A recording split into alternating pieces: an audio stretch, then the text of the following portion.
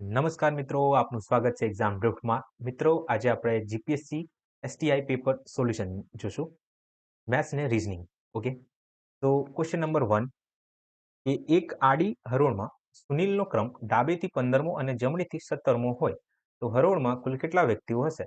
મિત્રો, આ direct formula તમારે યાદ રાખવાનું હોય કે તમારે ટોટલ વ્યક્તિઓની સંખ્યા શોધવાની હોય ને તો total is equal to right plus left -1 કરવાનું હોય છે. જમણી પ્લસ ડાબી બાજુ -1. તો જમણી તરફ ડાબી બાજુ તરફ સૌથી પહેલા 15 છે અને જમણી તરફ 17 છે. આ બેનો સરવાળો કરી દો તો 15 માં 17 જે છે એ 32 થાય છે અને 32 માંથી 1 બાદ કરો તો આપણો જવાબ 31 આવી જશે. તો એ હરોળમાં ટોટલ વ્યક્તિઓની સંખ્યા 31 છે. ઓકે, ક્વેશ્ચન નંબર 2 એટલે પેપરનો ક્વેશ્ચન તો 181 છે, પણ આપણો ક્વેશ્ચન નંબર 2 છે. સુરેશ અને રમેશ બજારમાં એક નિયત સ્થળેથી વિખૂટા પડી જાય છે. રમેશને શોધવા સુરેશ આ સ્થળેથી પ્રથમ પૂર્વ દિશા 45 મીટર ચાલે છે. ઓકે, જેમ લખ્યું છે એમ ડ્રો કરતા જઈએ. બરાબર, તો સૌથી પહેલા હું કલર ચેન્જ કરું છું. હા, જુઓ, અહીંથી સુરેશ છે, રમેશને શોધવા સુરેશ જાય છે.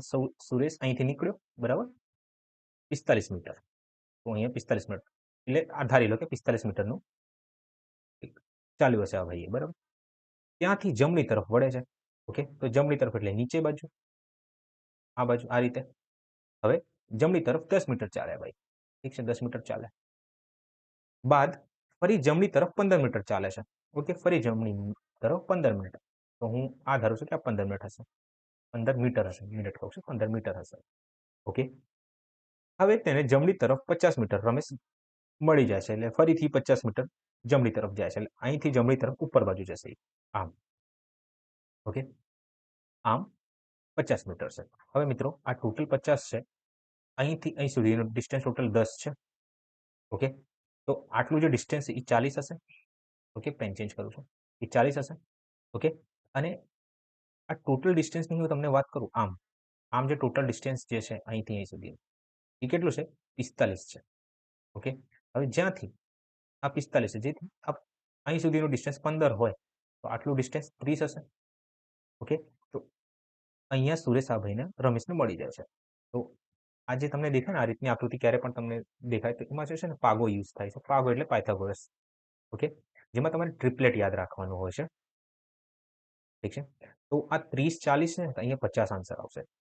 એ ટ્રિપલેટ શું કહે છે કે 3 4 5 આવી સંખ્યામાં તમે ગમે તે નંબર જોડે ગુણાકાર કરો, ધારો કે અહીંયા 10 જોડે ગુણાકાર કરો તો 30 40 50 થઈ જશે. ઓકે, આ એક પેટર્ન, ફિક્સ પેટર્ન હશે આમાં. તો આનો જે જવાબ છે એ 50 આવશે, પણ કઈ દિશામાં? ઈશાન કોણમાં આવશે. ઓકે, ઈશાન કોણમાં આવશે.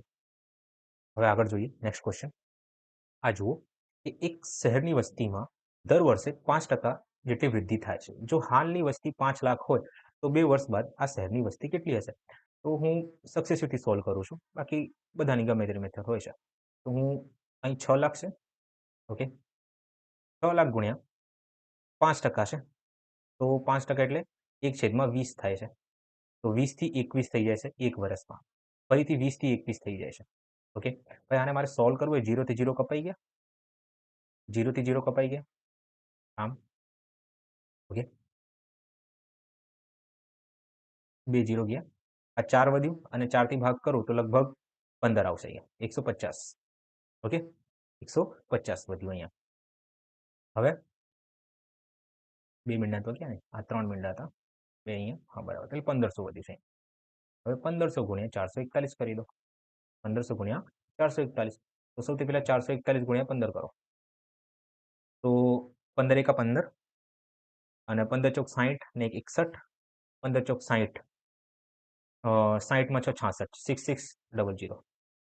ઓકે, ઓપ્શન શું છે? હા, 6615 મારો જવાબ છે. કાં તો તમે આ રીતે પણ કરી શકો છો કે પહેલા વર્ષની જે સંખ્યા હતી, સ્ટાર્ટિંગમાં જે સંખ્યા હતી એ 6 લાખ હતી. બરાબર, હવે 6 લાખનું તમે 5% કાઢો તો 5% કાઢ્યું તો તમારો જવાબ 30,000 આવ્યો. બરાબર, તો નેક્સ્ટ યર જે છે ને ટોટલ સંખ્યા કેટલી થઈ જશે? 6,30,000 થઈ જશે. 6,30,000 થઈ જશે. હવે આ 6,30,000નું તમારે 5% કાઢવાનું ફરીથી. ઓકે, તો 63 ગુણ્યા 5 કરશો તો તમારો જવાબ લગભગ કેટલો આવશે? 315, 3115, 31,500, એટલે આ રીતે 31,500 જવાબ આવશે. તો 63,000ની અંદર 6 લાખ, માફ કરજો, 6,30,000ની અંદર તમારે 31,500 ને એડ કરી દેવાનું. ઓકે, તો 66150 આપણો જવાબ આવી જશે, જે છે કેલ્ક્યુલેશન ઉપર છે. બરાબર, તમે આ રીતે સોલ્વ કરી શકો છો. 2 મેથડ શીખવાડ્યું. આગળ જોઈએ આપણે. સુનિલ 6 ઇનિંગમાં, જો હું તમને એક ઇક્વેશનથી સોલ્વ કરતા શીખવાડવાના. ઓકે, બેઝિક કહેવાય, તમને ઇઝી સહેલું લાગશે, ઇક્વેશન જ સહેલું લાગશે. પછી એક ફોર્મ્યુલા કહી શકો છો, કાં તો ઓરલી છે, ઓરલી કાઉન્ટ કરજો એને. બરાબર, તો જુઓ, 6 ઇનિંગ્સમાં એક ચોક્કસ સરેરાશ બને. ધારો કે 6 ઇનિંગ્સમાં એક્સ સરેરાશ કંઈક બનાવ્યો ભાઈ સુનિલે. હવે જે 7મી ઇનિંગ એટલે એક છેલ્લી લાસ્ટ ઇનિંગ જે છે ને, એ ઇનિંગમાં 50 રન બનાવે છે. આ 50 રન બનાવવાથી શું થાય છે કે ટોટલ 7 ઇનિંગમાં 5 રનનો વધારો થઈ જશે. તો 7 ઇનિંગ કંઈક એવરેજ એક્સ હતું, એમાં 5 રનનો વધારો થઈ જાય છે. આનો મિનિંગ એવું થાય છે. ઓકે, આખું આ જે ક્વેશ્ચન છે ને એ કહેવાનો મિનિંગ ઇન શોર્ટ આ છે. હવે હું આને સોલ્વ કરીશ ને, ઓકે, પેન ચેન્જ કરું છું, અને સોલ્વ કર તો 6x + 50 બરાબર આ ગુણાકારમાં છે, આ ગુણાકારમાં છે. ઓકે, તો હું શું કરીશ કે અહીં 7x + 35 કરી દઉં છું. હવે 7x 6x આ બાજુ હશે એટલે x વધશે, x બરાબર 15. અમારો જવાબ આવી ગયો. x ની વેલ્યુ શું આવી ગઈ મારે અહીંયા 15. તો બસ અહીંયા 15 મૂકી દઉં છું. એમાં અહીં 15 લખું છું. તો 15 + 5 જે મારું નવું એવરેજ છે, સરેરાશ છે ને, એ 20 આવી જશે. Okay, next. હવે ઓરલી જુઓ કે ધારો કે 6 ઇનિંગ સુધીમાં જે એવરેજ જે છે ને, 6 ઇનિંગ સુધીમાં એવરેજ એ એક્સ છે. ઓકે, 6 ઇનિંગ સુધીની એવરેજ કેટલી છે? એક્સ છે. હું તમને એમ કહું કે જો સુનિલ જે છે ને, એ 7મા ઇનિંગમાં પણ એક્સ રન બનાવી દે, એક્સ જ રન બનાવી દે, તો આખા ઇનિંગ્સની એવરેજ જે છે એમાં કંઈક ફેરફાર થાય? ના, નહીં થાય. તો ધેટ્સ વાય તો આખા ઇનિંગની એવરેજ કેટલી હશે? એક્સ હશે. પણ આ ભાઈએ 7મા ઇનિંગમાં 50 રન બનાવી દીધું છે. જેથી શું થાય છે કે દરેક ઇનિંગમાં જે છે ને 5 રન વધી જાય છે. દરેક ઇનિંગ્સ જે છે એ 5 રનથી વધી જાય છે. એનું મિનિંગ શું કે આ ભાઈએ છે ને એવરેજથી વધારે રન બનાવ્યા છે. એવરેજથી વધારે રન બનાવ્યા છે. ધેટ્સ વાય દરેક ઇનિંગમાં વધારો થાય છે. તો આ ભાઈએ કેટલા રન વધારે બનાવ્યા છે?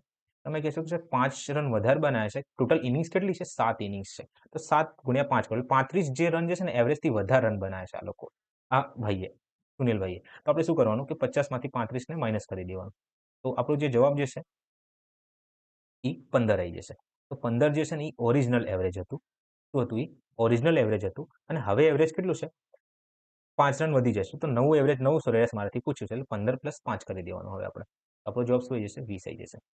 ઓકે, 20 આવી જશે. તો આ બી ખબર ના પડી, તો હવે હું તમને ડાયરેક્ટ ફોર્મ્યુલાથી શીખવાડું. અહીં કંઈક જગ્યા બનાવવી પડશે મારે. થઈ ગયું છે ને? હા, થઈ ગયું છે. આ બી થઈ ગયું છે. ચલો ઠીક છે, અહીંયા જગ્યા બનાવું.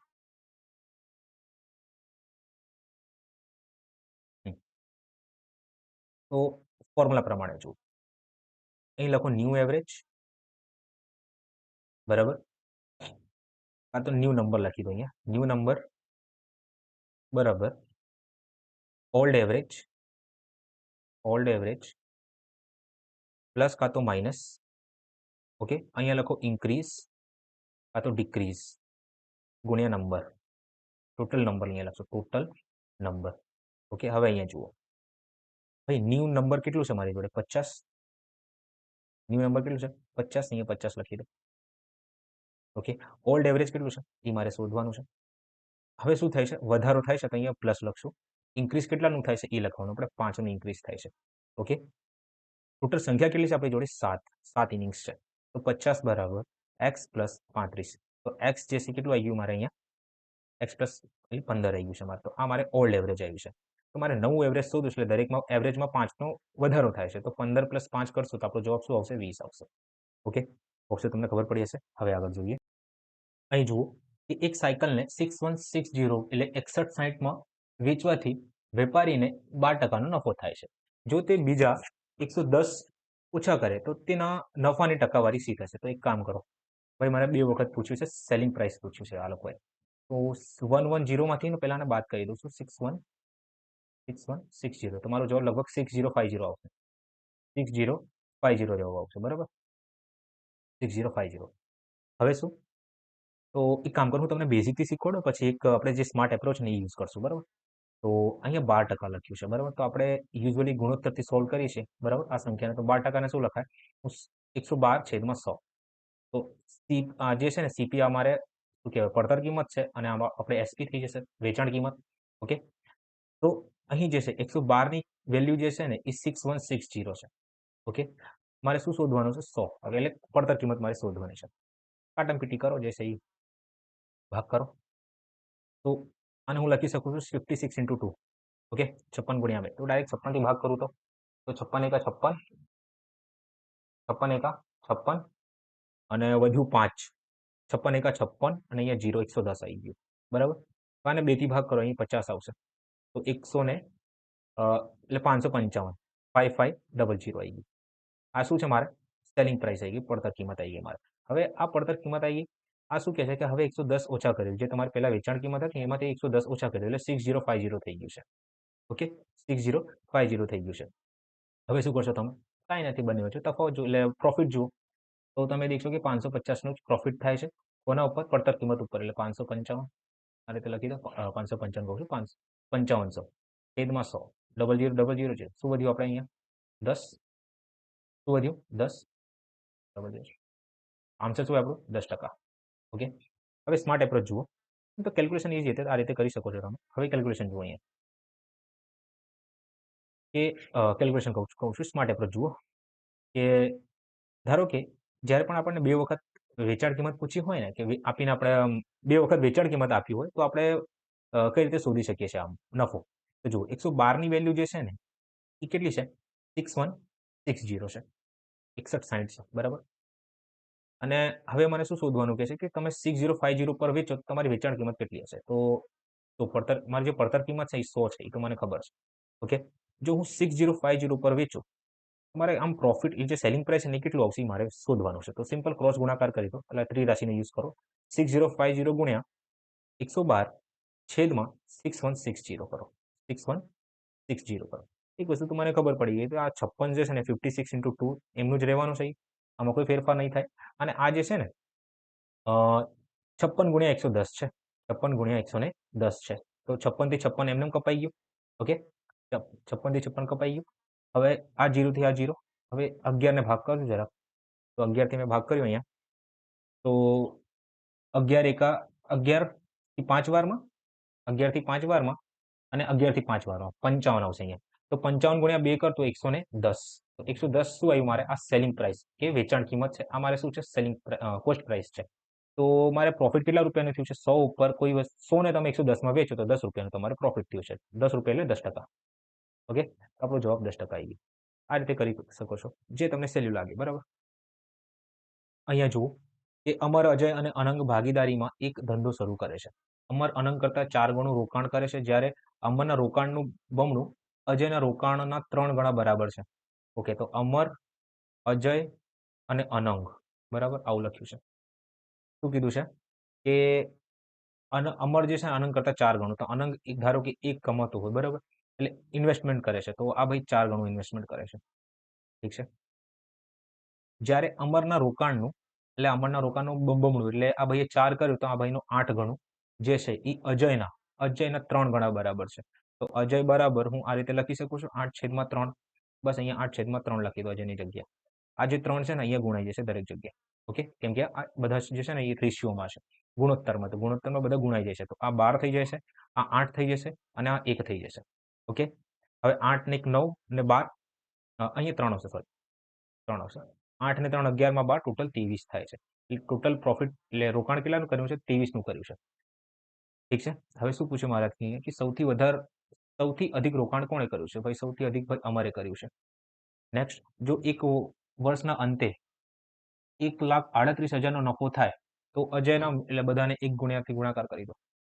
ઓકે, શું પૂછ્યું મારાથી? તો અજયને મેળવવા પાત્ર રકમ કેટલી છે? તો અજય એટલે 8. તો મારો જવાબ 8 નો મલ્ટીપલ 2 આપે છે, તો ગુણાકાર તો કરવું જ પડશે. તો 23ની જે વેલ્યુ જે છે, 23 યુનિટની વેલ્યુ એ 1,38,000 બરાબર છે. ઓકે, અને મારે શું શોધવાનું છે? અજયની ઇન્વેસ્ટમેન્ટ મારે શોધવાની છે. તો 8 વડે ગુણાકાર કરી દો. તો 23 થી કરશો ને તો 23 છંગ થાય છે 6,000 અને 8 છંગ 48,000 આપણો જવાબ આવી જશે. ઓકે, આ રીતે સોલ્વ કરી શકો છો આને. આ ક્વેશ્ચનને વાંચો કે જો કોઈ મહિનાના ત્રીજા શનિવારે 16 તારીખ છે, ઠીક છે, 16 તારીખે સેટરડે છે, 16 તારીખે સેટરડે છે, તો એ જ મહિનાના ચોથા ગુરુવારના રોજ કઈ તારીખ હશે? ઓકે, તો સૌથી પહેલાં મારે ગુરુવાર શોધવાનું છે, એટલે ફ્રાઈડે અને થર્સડે, એટલે 15 અને 14. એટલે 14 તારીખે જો થર્સડે છે, ઓકે, એનું મિનિંગ શું કે 7-7નું ગેપ હશે, લગભગ 7-7નું ગેપ હોવું જોઈએ. નેક્સ્ટ ચેક કરી લઈએ આપણે.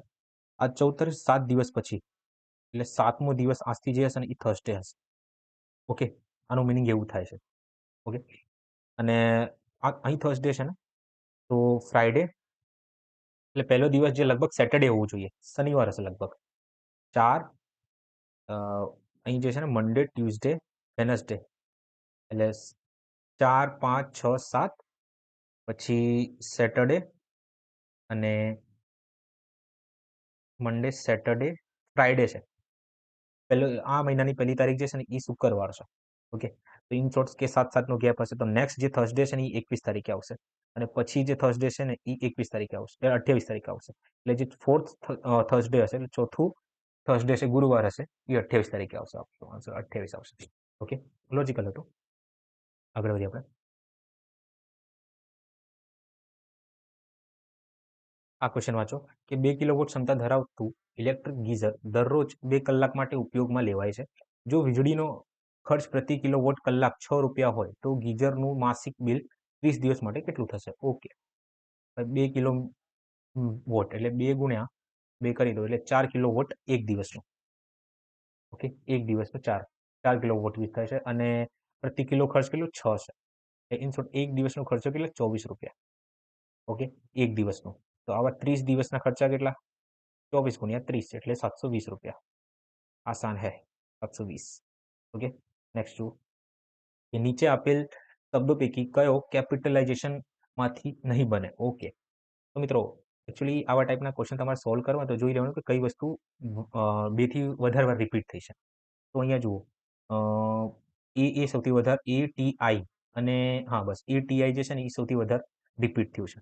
આ સિવાય તમને બીજું કોઈ લેટર કે સંખ્યા રિપીટેશન દેખાય ને, તો એ આપણો આન્સર નથી. બરાબર, તો લેટ્સ ચેક.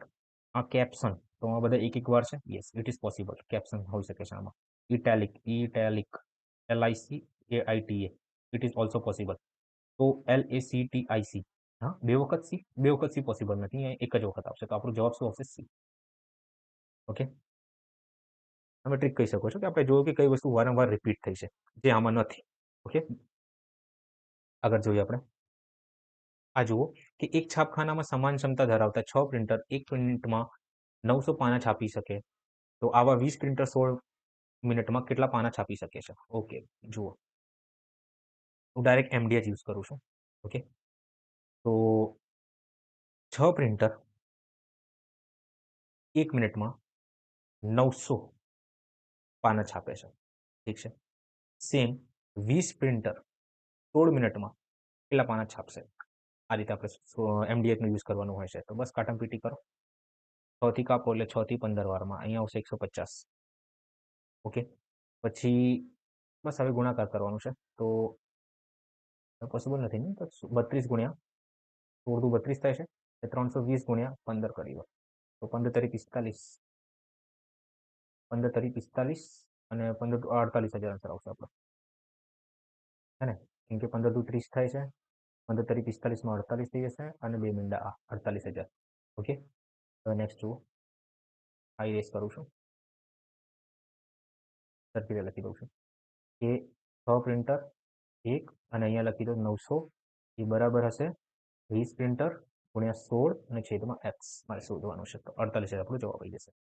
હવે અહીંયા જુઓ કે જો પ્રશ્ન 115માં પ્રિન્ટરની સંખ્યા 8ની કરવામાં આવે છે, ઓકે, 8 પ્રિન્ટર કરી દેવામાં આવે છે, તો પ્રશ્ન 115માં જવાબમાં એટલે 48,000માં આવેલ પાના છાપો 8 પ્રિન્ટર કેટલા મિનિટ લેશે? મિત્રો, એક પ્રિન્ટર જે સૌથી પહેલા અહીંયા જુઓ કે 6 પ્રિન્ટર જે છે એ 900 પાના છાપે છે, તો એક પ્રિન્ટર કેટલા કાપે? તો તમે કહેશો કે સર ડાયરેક્ટ ભાગ કરી દો, 150 પાના છાપશે. ઓકે, હવે આપણી જોડે કેટલા ટોટલ પ્રિન્ટર છે? 8 પ્રિન્ટર. 8 પ્રિન્ટર કેટલા છાપશે? તો 150 ગુણ્યા 8 કરી દો. ઓકે, બસ. તો હવે 48,000 જે છે ને તમારું, એને 1200 થી ભાગ કરી દો, 150 ગુણ્યા 8 કરી દો. ઓકે, તો 8 થી ડાયરેક્ટ અહીંયા 6,000 આવી જશે, અને અહીં 15 છે, તો 15 થી ભાગ કરશો તો લગભગ 150 છે ને, તો અહીં ભાગ કરશો તમારો જવાબ 40 આવી જશે, 40. ઓકે, નેક્સ્ટ જુઓ. આ જુઓ કે એક શાળામાં 3000 કર્મચારીઓ છે.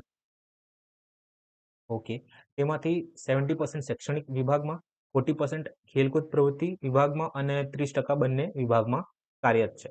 જો કેટલાક કર્મચારીઓ તો કેટલાક કર્મચારીઓ આ બંનેમાંથી એક પણ વિભાગમાં નથી. ઓકે, તો આ વેન ડાયાગ્રામ વાળો છે.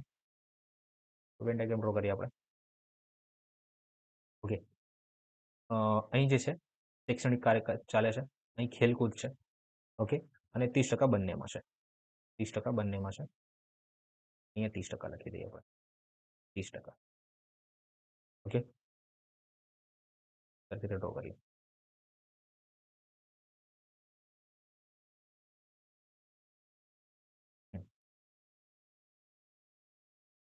તો અહીં જે છે 70% શૈક્ષણિક કાર્યમાં છે, 17% શૈક્ષણિક કાર્યમાં છે અને 40% ખેલકૂદ વિભાગમાં છે, 30% બંનેમાં છે. તો મિત્રો ક્યારે પણ આવું આવે ને, આ જે છે વેન ડાયાગ્રામ ટાઈપનો છે. ઓકે, ટોટલ કોઈ પણ વસ્તુ ખુદમાં 100% છે. આ 100% યુનિવર્સલ 100% છે. જેટલા પણ કર્મચારીઓ છે આ એક આ બેમાં આવી ગયા છે, આ બે ડાયાગ્રામની અંદર, અને જેટલા નથી આવ્યા ને એ અહીં આવી ગયા છે. ઓકે, હવે શું કરશું આપણે? સિમ્પલ આ ટાઈપના દાખલા તમારે સોલ્વ કરવું હોય ને તો 70 + 40 - 30 કરી દો. આમ કરશો તો તમારો જવાબ લગભગ 80 આવશે. તો 80% કર્મચારીઓ જે છે એ શું કરે છે? બંને વિભાગમાં કાર્ય કરે છે. 80% જે કર્મચારીઓ છે એ બંને વિભાગમાં કાર્ય કરે છે. હવે શું પૂછ્યું છે મારાથી કે એક પણ વિભાગમાં કાર્ય કરતા નથી, બંનેમાંથી એક પણ વિભાગમાં. તો તમે શું કરશો કે ટોટલ સંખ્યા કેટલી હતી આપણે? 100%. 100%માંથી 80% જો છે એ બંને વિભાગમાં કાર્ય કરે છે. તો કેટલા ટકા એક પણ વિભાગમાં કાર્ય કરતા નથી? તમે કહેશો સર 20%. 20% એક પણ વિભાગમાં કાર્ય કરતા નથી. ઓકે, તો બસ પતી ગયો, તમારો જવાબ આવી ગયો. તો 30 આજે 300 જે છે 300, આ 300નું નહીં દેખાય, આ 300નું તમે 20% કાઢી લો ડાયરેક્ટ, તમારો જવાબ 60 આવી જશે. ઓકે, 60. ઓપ્શન તમને ખબર પડી હશે. હવે આગળ વધીએ આપણે. હવે આ દાખલો જુઓ કે રુચિ પોસ્ટ ઓફિસમાં પ્રથમ વર્ષ 500, બીજા વર્ષે 800 અને ત્રીજા વર્ષે 1100 એમ શ્રેણીમાં રોકાણ કરે છે. તો તેણી 8000નું રોકાણ કેટલા વર્ષમાં કરશે? ઓકે મિત્રો, મેં સમાંતર શ્રેણી અને ગુણોત્તર શ્રેણી ચેપ્ટર કમ્પ્લીટ કરાવ્યું છે. A to Z જેટલા પણ કન્સેપ્ટો છે ને એની જોડે જોડે પ્રેક્ટિસ કરાવી છે. ઓકે, લગભગ 90 કે 80 જેવા ક્વેશ્ચન છે એની અંદર, એની મેં પ્રેક્ટિસ કરાવી છે. તો સેમ કન્સેપ્ટ, કોઈ ચેન્જીસ નથી. પહેલા જે છે ને 500 રૂપિયા ઇન્વેસ્ટ કરે છે, પછી 800 રૂપિયા ઇન્વેસ્ટ કરે છે, પછી 1100 ઇન્વેસ્ટ કરે છે. આમ કરતા કરતા ટોટલ જે ફાઇનલ વેલ્યુ છે ને એ 8000 રૂપિયા ઇન્વેસ્ટ કરે છે. ટોટલ 8000, અહીંયા સરખી રીતે લખી દઉં છું. પહેલા 500, પછી 800, પછી 1100, પછી 8000. આમ કરતા કરતા ટોટલ 8000 ઇન્વેસ્ટ કરે છે. તો તમારે શું શોધવાનું ખબર છે? એનની વેલ્યુ તમારે શોધવાની છે. એન એટલે તમારો વર્ષ હશે. ઓકે, તો ડિફરન્સ જુઓ. સૌથી પહેલા અહીંયા 300 નો ડિફરન્સ છે. આ તમારે એ થઈ ગયું, પ્રથમ વેલ્યુ થઈ ગઈ. અને 8000 છે ને, 8000 એ તમારે ફાઇનલ વેલ્યુ છે. તમને ખબર છે મેં ફોર્મ્યુલા લખાયું છે કે એફ માઇનસ શું કહેવાય, final minus last minus first છેદમાં ડી +1 કરી દેવાનું હોય છે, હે ને? તો લાસ્ટ મારે 8000 છે, 8000 માઇનસ તમે શું કરો? 500 કરી દો. ડિફરન્સ કેટલાનું છે? 300નું છે. ઓકે, પછી છેલ્લે એક એડ કરી દેજો. તો અહીં જે તમારો જવાબ છે એ 7500 આવશે. 7500 ભાગ્યા 300 કરો, 0 0 કપાઈ ગયા, અહીંયા 25 આવ્યું. 25 + 1 26 તમારો જવાબ આવી ગયો. બરાબર, તો 26 આપણો આન્સર આવે. આ રીતે તમે સોલ્વ કરી શકો છો. ઓકે, નેક્સ્ટ જુઓ. ભાઈ આ તો બહુ અઘરું છે.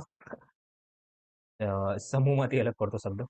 મિત્રો, ચોરસ, ત્રિકોણ અને લંબચોરસ જે છે, આ જે છે 2D સ્ટ્રક્ચર છે, 2 ડાયમેન્શન છે. ઓકે, જેમાં આપણે એરિયા ખાલી ફાઇન્ડ કરીએ છીએ આમાં. ઓકે, આ નળાકાર જે છે ને એ 3D ડાયમેન્શન છે. ઓકે, બસ એક જ છે. નેક્સ્ટ જુઓ. શું લખ્યું છે કે આપેલ માહિતી ઉપરથી 51 થી 54 નો જવાબ આપો. ઓકે, જોઈ લઈએ કે 6 મિત્રો વર્તુળાકાર કેન્દ્રમાં છે. ઓકે, ડાયરેક્ટ ડ્રો કરીએ. આની જરૂર નથી આપણે. ઓકે, કેન્દ્ર તરફ છે અને દીપ્તિ, પ્રકાશ અને કિંજલ. દીપ્તિ દીપ્તિ જે છે ને એ પ્રકાશ અને કિંજલની વચ્ચે છે. દીપ્તિ જે છે એ પ્રકાશ અને કિંજલની વચ્ચે છે. એકચ્યુઅલી આની અંદર બે સિનારીઓ બનશે, બે પોસિબિલિટી બનશે. તો હું બે લઈને ચાલીશ. દીપ્તિ અહીંયા રાખું અને કાં તો આ બાજુ કિંજલ હોઈ શકે છે, કાં તો આ બાજુ પ્રકાશ હશે. આઈ થિંક તો દેખાવામાં તકલીફ થશે ને, યલો લઈ લઉં છું. ઓકે, અહીંયા કિંજલ હશે, અહીંયા પ્રકાશ હોઈ શકે છે. બરાબર, અહીંયા. Okay, next. કિંજલ વચ્ચે બેઠી છે. નિર્મિત, કાર્તિક અને ચેતન વચ્ચે બેઠા છે. ઓકે, કિંજલ અને ચેતન બાજુમાં બેઠા છે. તો કિંજલની બાજુ આ કિંજલ છે, કિંજલ છે, કન્ફ્યુઝન થઈ શકે છે. કિંજલની બાજુમાં જે છે ને એ ચેતન છે, તો અહીંયા ચેતન લખી દઉં છું. અહીં ચેતન છે, કિંજલની બાજુમાં ચેતન છે. બસ, તો હવે સોલ્વ કરી લો. કે નિર્મિત જે છે ને કાર્તિક અને ચેતનની વચ્ચે છે. તો અહીંયા હું નિર્મિતને લખું છું અને અહીં જે છે કાર્તિકને લખી દઉં છું. કે એટલે કાર્તિક, અહીં કેટી લખું છું. ઓકે, આ કિંજલ, ચેતન, અહીંયા આવશે નિર્મિત અને અહીંયા આવશે કાર્તિક. ઓકે, શું પૂછીશ મારાથી કે પ્રકાશની જમણી બાજુ કોણ બેઠું છે? પ્રકાશની જમણી બાજુ એટલે બધા અંદર બાજુ છે, તો પ્રકાશની જમણી બાજુ છે ને દીપ્તિ છે. તો દીપ્તિ આપણો જવાબ આવશે, દીપ્તિ. ઓકે, કિંજલની આજુબાજુ કોણ છે? તો અહીં કિંજલબેન, અહીં દીપ્તિ જે છે અને બીજું શું છે? CH એટલે ક્યાં ગયું? ચેતન. CH એટલે ચેતન. તો દીપ્તિ અને ચેતન. ઓકે, નેક્સ્ટ જોઈએ આપણે ક્વેશ્ચન કે ચેતનની સામે કોણ બેઠું છે? તો ચેતનની સામે ભાઈ ચેતનભાઈ આવી રહ્યા ને પ્રકાશભાઈ છે. ચેતનની સામે ભાઈ પ્રકાશ છે. પ્રકાશ આન્સર આવશે. પણ બીજા કેસમાં જોઈએ આપણે, ચેતનની સામે જે છે પ્રકાશ જ છે. ઓકે, કોઈ ચેન્જીસ નથી. નેક્સ્ટ ક્વેશ્ચન શું છે? જો કાર્તિક અને ચેતન પરસ્પર જગ્યા બદલે તો પ્રકાશની બાજુમાં કોણ આવે છે? તો કાર્તિક અને ચેતન એકબીજાની જગ્યા ચેન્જ કરે. કાર્તિક અને ચેતન, કાર્તિક અહીંયા કેટી અને ચેતન એકબીજાની જગ્યા ચેન્જ કરે છે. તો શું કીધું છે કે આજુબાજુ કોણ હશે? ચેતન અને દીપ્તિ જ રહેવાના છે ને?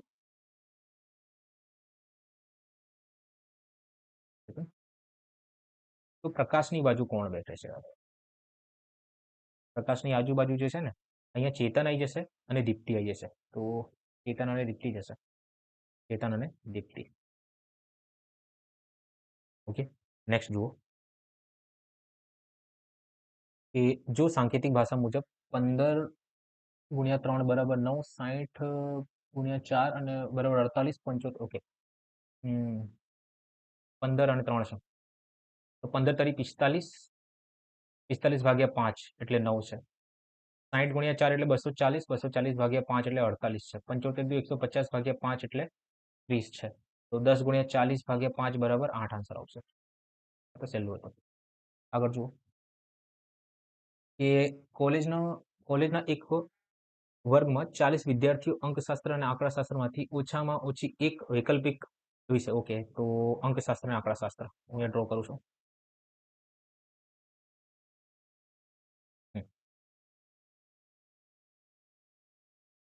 ઓકે, તો 40 વિદ્યાર્થી છે. અર્થશાસ્ત્ર અને આંકડાશાસ્ત્ર, અહીંયા લખું છું અર્થ, અહીં લખું છું આંકડા. ઓકે, ઓછામાં ઓછી એક વૈકલ્પિક વિષય પસંદ કરવાનો છે. જો 24 વિદ્યાર્થીઓ આંકડાશાસ્ત્ર પસંદ કરે છે, હવે માત્ર નહીં લખશું, બરાબર? તો અહીં લખું છું 24, ટોટલ 24 સ્ટુડન્ટ છે. તો 24 સ્ટુડન્ટ અહીંયા આવી ગયા છે. ઓકે, અને 3 વિદ્યાર્થીઓ જે છે ને બંને વિષય પસંદ કરે છે. 3 વિદ્યાર્થીઓ અહીંયા આવી ગયા. તો 24 અહીંયા ટોટલ છે, અહીં 3 છે. એનું મિનિંગ શું કે અર્થશાસ્ત્ર કેટલા છે? 16. 16 છે. આપણે ભૂલ તો નહીં થાય ને? ઓકે, ઓકે, 24 વિદ્યાર્થી અર્થશાસ્ત્રમાં છે. અહીં 24 આવશે, અહીં 3 છે અને આંકડાશાસ્ત્રમાં ટોટલ. તો 24 અને 3 અહીંયા આંકડાશાસ્ત્રમાં ટોટલ કેટલા? 16. ઠીક છે. શું કીધું છે મને આગળ? તો કેટલા વિદ્યાર્થીઓ માત્ર આંકડાશાસ્ત્ર પસંદ કર્યું? તો 16 જ પસંદ કર્યું હશે. તો ડાયરેક્ટ ખબર પડે છે યાર, બહુ ઇઝી હતું. 16 તો આપણો જવાબ આવશે. ઓકે, આગળ જુઓ આ ક્વેશ્ચન જુઓ કે રોહિત એક ચોક્કસ સ્થાનથી 8 કિમી દક્ષિણ તરફ જાય છે. ઓકે, ચોક્કસ સ્થાનથી 8 કિમી જાય છે. ઓકે, પછી ત્યાંથી એ 6 કિમી જમણી બાજુ જાય છે. ઓકે, અહીંથી જમણી બાજુ જાય છે. ઓકે, તો મૂળ સ્થાનથી તેના અંતરને કઈ દિશામાં છે? તો બહુ ઈઝી છે આ તો. તો અહીં 8 છે, અહીં 6 છે. બસ આ ટ્રિપલેટ છે ભાઈ, પાયથાગોરસ ટ્રિપલેટ. 3, 4, 5 આપણે યાદ રાખવાનું છે. ઓકે, તો 3, 4, 5 હવે હું 2 થી ગુણાકાર કરું ને, તો અહીંયા 6 આવશે, આ 8 આવશે અને આ 10 આવશે, તો અહીંયા 10 આવવું જોઈએ. ઓકે, અને પાછું મૂળ સ્થાનથી કઈ દિશામાં છે? દક્ષિણ અને પશ્ચિમમાં છે. રાઈટ આન્સર લખ્યું છે ભાઈ, સી આન્સર આવશે. આગળ જુઓ કે જયેશ અને પ્રિયા ને 2 સંતાનો. ઓકે, જયેશ અને પ્રિયા. ઓકે, હવે 2 સંતાનો છે આમની. ઠીક છે, અંકિતા અને મહાનમિત. ઓકે, ઠીક છે. અંકિતાને, અચ્છા 2 સંતાનો છે કે ભાઈ ભાઈ બહેન હશે, ઠીક છે, કંઈ મેન્શન નથી પણ ઠીક છે. અંકિતાને 2 પુત્રીઓ છે. અંકિતાના 2 પુત્રી. ઓકે, એટલે હું ગર્લ્સને નેગેટિવ દેખાવું છું, બરાબર, નેગેટિવ સાઇન છે. તો ટીના અને મીના, આ છે આપણે ટીના અને આ મીના. ટીના અને મીના. ઓકે, તો પ્રિયા અને ટીનાનું શું સંબંધ છે ભાઈ? પ્રિયા અને ટીના, તો નાની લાગે છે. ઓકે, નાની અને દોહિત્રી છે. D answer, right, correct. Okay, 2 સંતાનો અંકિતા અને અમિત. આઈ થિંક આ લઈને જ આપણે ચાલુ પડશે. બરાબર આન્સર છે ડી.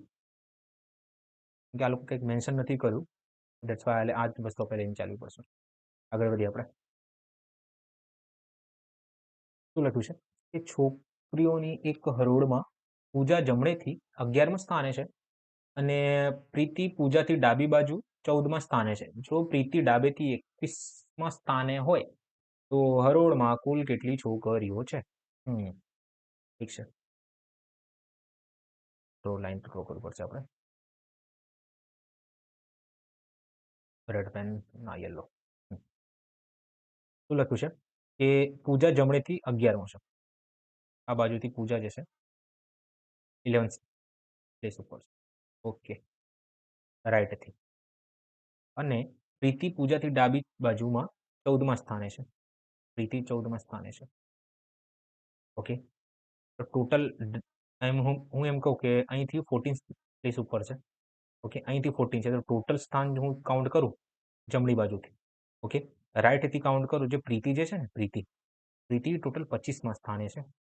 ઓકે, અને પછી એ 21મા સ્થાને ડાબી બાજુથી, આ બાજુથી છે ને પ્રીતિ, પાછું 21મા સ્થાને છે.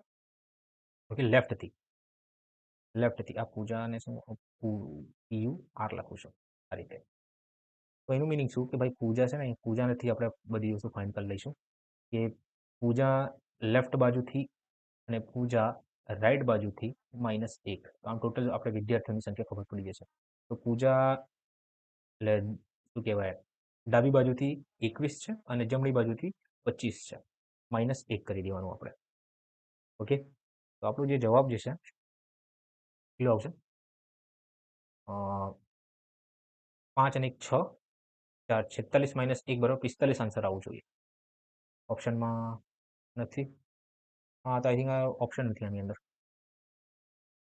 Wrong option.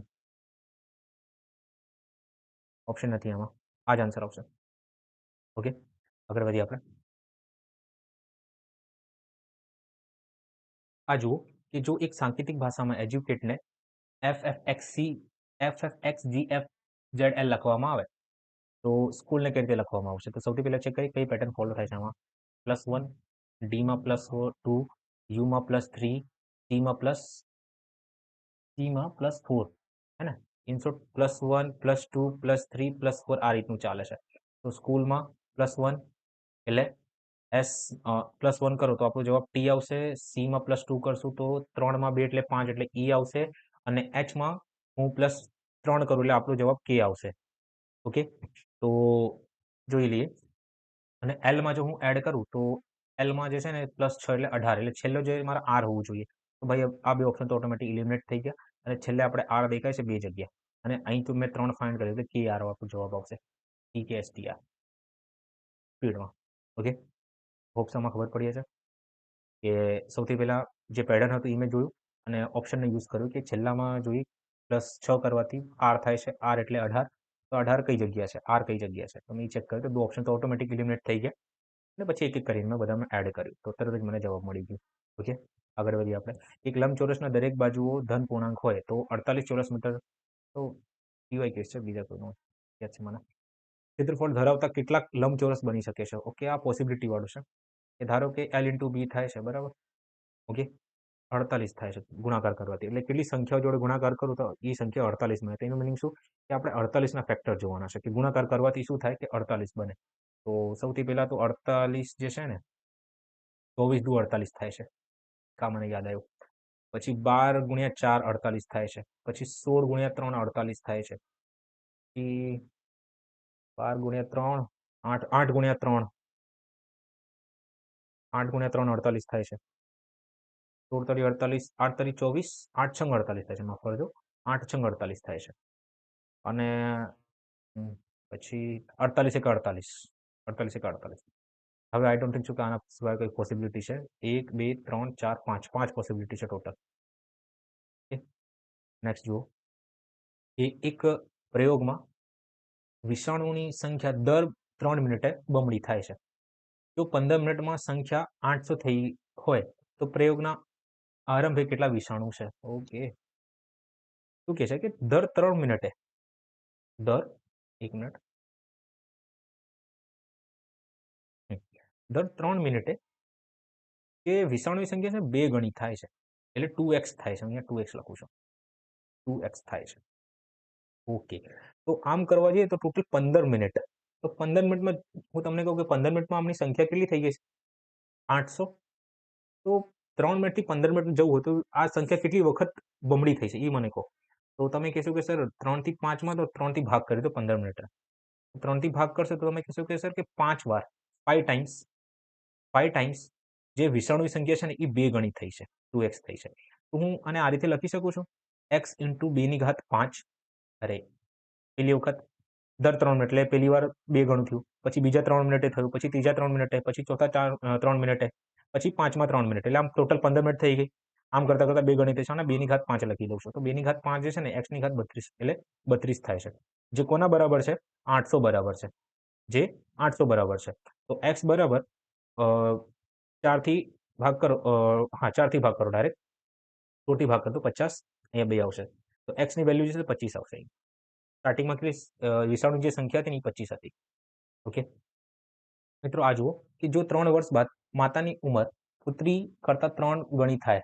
ઓકે, તો 3 વર્ષ બાદ કીધું છે, તો ધારો અહીંયા 3 વર્ષ લખું છું. 3 વર્ષ બાદ જે છે ને અહીં માતા, અહીં પુત્રી છે, કેટલું થઈ જાય છે 3 ગણી, એટલે પુત્રી 1 હોય ને તો માતા 3 થાય છે. પછી શું લખ્યું છે કે 6 વર્ષ પૂર્વ, 6 વર્ષ પૂર્વ માતા અને પુત્રી જે છે 6 ગણી થઈ જશે. આ 1 હોય ને તો આ 6 થઈ જશે. ઓકે, બસ આને સોલ્વ કરો. તો સૌથી પહેલા જો અહીં તફાવત કેટલાનો છે, અહીં જે છે ને 2 નું છે, અહીં તફાવત ભાઈ 5 નું છે. ભાઈ તમારે સરખું કરવું પડશે. તો આને 2 થી ગુણાકાર કરી દો, તો આને 5 થી ગુણાકાર કરી દો, તો 6 1 અને 3 1. ઓકે, હવે શું કરશો, આને 2 થી ગુણાકાર કરો તો આખી ઇક્વેશન આપણે 2 થી ગુણાકાર કરવું પડશે. તો આ 12 બની જશે અને આ 2 થઈ જશે. ઓકે, આ બી ગુણાકાર થાય ને આ બી ગુણાકાર થશે, આ 5 થી આ બી ગુણાકાર થાય ને આ બી ગુણાકાર થશે. ઓકે, તો આપણો જે જવાબ જે છે અહીં 5 તારી 15 થઈ ગયું છે અને અહીંયા 5 આવી ગયું છે. ઓકે, હવે જુઓ 12 અને 15 નો તફાવત કેટલાનું છે 3 નું છે. ઓકે, આ 6 વર્ષ પછીનું છે અને 6 વર્ષ પહેલાનું છે ને 3 વર્ષ પછીનું છે. તો 6 ને 3 9 થાય છે. 3 ની વેલ્યુ જે છે ને અહીં 9 આપ્યું છે. 3 ની વેલ્યુ કેટલી આપી છે અહીંયા 9 આપ્યું છે. ઓકે, તો 1 ની વેલ્યુ કેટલી આવી અહીંયા 3. તો 12 તરી 36, 12 તરી 36 અને 3 દુ 6. તો આ 6 વર્ષ પહેલાનું હતું. મારે અત્યારે વર્તમાનમાં જવું છે, તો વર્તમાનમાં મારે 6 એડ કરવું પડશે. તો 36 માં 6 42 અને 6 માં 6 12. ઓકે, તો ટોટલ સરવાળો કેટલું થઈ જશે 54 થઈ ગયું છે. ઓકે, તમે આ રીતે સોલ્વ કરી શકો છો. આટલી ઓપ્શનથી સોલ્વ થાય છે. ઓકે, સારું, આગળ જઈએ. હું ઓપ્શનથી ટ્રાય નથી કરતો. ઓકે, આગળ જઈએ. ફળોનો એક વેપારી 10 કિગ્રા સફરજન 1500માં ખરીદે છે. તેમાંથી 8 કિગ્રા તે 200 પ્રતિ કિલોગ્રામના ભાવે વેચે છે. તો એકંદરે 20% નફો રળવા માટે બાકીના સફરજન તેણે કયા ભાવે વેચવા જોઈએ. ઠીક છે ભાઈ, આ 1500 છે ને 1500 નો ભાઈ આ 20% નો નફો જોઈએ અમને. 5ની વસ્તુ 6માં વેચવાનો વિચાર છે. એટલે ઇન શોર્ટ 1800 નો પ્રોફિટ જોઈએ અમને. 1800 રૂપિયામાં વેચવા માંગે છે. કેટલા રૂપિયામાં વેચવા માંગે છે? 1800 રૂપિયામાં વેચવા માંગે છે. હવે એમણે શું કીધું કે 8 કિગ્રા જે છે ને એને 200 રૂપિયા પ્રતિ કિલોમાં વેચ્યું છે. તો 1 કિગ્રા જે છે 1 કિલોગ્રામ જે છે એ 200 રૂપિયાનો છે. તો 8 કિલોગ્રામ જે છે એ 1600 નું થઈ જશે. એટલે 1600 રૂપિયાનો ભાઈએ પ્રોફિટ લઈ લીધું છે. હવે અમને કેટલાનું પ્રોફિટ જોઈએ? 200 રૂપિયાનું પ્રોફિટ જોઈએ. તો ભાઈ એ 2 કેજી વધ્યું છે. 2 કેજી આપણી જોડે વધ્યું છે. ઓકે, તો 2 કેજીને કેટલા રૂપિયામાં વેચવા જોઈએ કે જેથી આ ભાઈને 200 રૂપિયાનો પ્રોફિટ થઈ જાય? એને અહીંયા સુધી જ મારે પહોંચવું છે. તો કાંઈ નથી કરવું, 200/2 કરી દો એટલે 100 આપણો જવાબ. ઓકે, તો આપણો જવાબ ઓપ્શનમાં યસ. ઓકે, નેક્સ્ટ જુઓ. જયેશ પાસે 10, 20 અને 50 નોટ છે.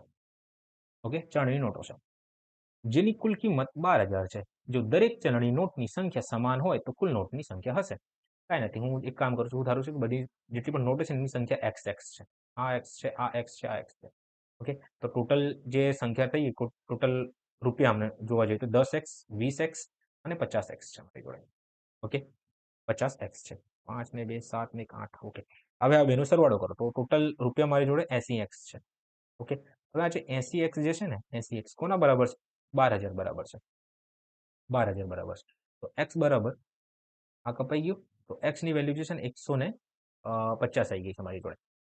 ઓકે, તો મારી જોડે 10 ની જે નોટ છે ને 150 છે, 20 ની 150 નોટ છે, 50 ની 150 નોટ છે. ઓકે, શું પૂછ્યું મારાથી? તો કુલ નોટોની સંખ્યા ભાઈ 150 સંખ્યા છે. તો કુલ નોટોની સંખ્યા પૂછ્યું છે મારાથી. કુલ તો 45 450. ઓકે, એક નોટની સંખ્યા પૂછું એટલે 10 ની વાત કરું તો 150, બાકી કુલ તો 450 હોવું જોઈએ. કુલ નોટોની સંખ્યા પૂછ્યું છે મારાથી. બરાબર છે. ઓકે, નેક્સ્ટ 45 જો 50ની નોટની કુલ કિંમત કેટલી થશે? ₹50 ની નોટની કુલ કિંમત કેટલી થશે? તો કાંઈ નથી ભાઈ, 50 છે. X ની વેલ્યુ મને ખબર છે, 50X ગુણ્યા 150 કરી દો ભાઈ, 75 7500 આપણો જવાબ. તો મિત્રો આ હતું સોલ્યુશન STI પેપરનું. હોપ સો તમને ગમ્યું હશે. જો તમને ક્યાંક પણ તકલીફ પડે, ના સમજણ પડે તો આપણા ટેલિગ્રામ ચેનલ છે, ત્યાં મને મેસેજ કરો. ઓકે, ટાઈમ મળે તો ચોક્કસ હું તમને શીખવાડીશ. તો last thing, thank you for watching. Okay, જો ખબર ના પડે ચોક્કસ મને કહેજો. અને આ જે એપ્રોચ છે ને હું મારા ટાઈમે જે રીતે યુઝ કરતો હતો એ જ એપ્રોચ અહીંયા મેં યુઝ કર્યું છે. તો થેન્ક યુ ફોર વોચિંગ. તો